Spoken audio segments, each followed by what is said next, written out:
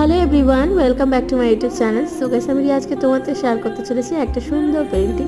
তো দেখতেই পাচ্ছ, যেহেতু কালকে ছিল লোকনাথ উৎসব, সে কারণে করেছি হচ্ছে লোকনাথ বাবার যে আমাদের ঘরে বিগ্রহটা ছিল সেটা একটু মেকওভার করার চেষ্টা করেছি, মানে একটু পুরনো মূর্তিটাকে সুন্দর করে একটু রং করে নতুন করে করার চেষ্টা করেছি।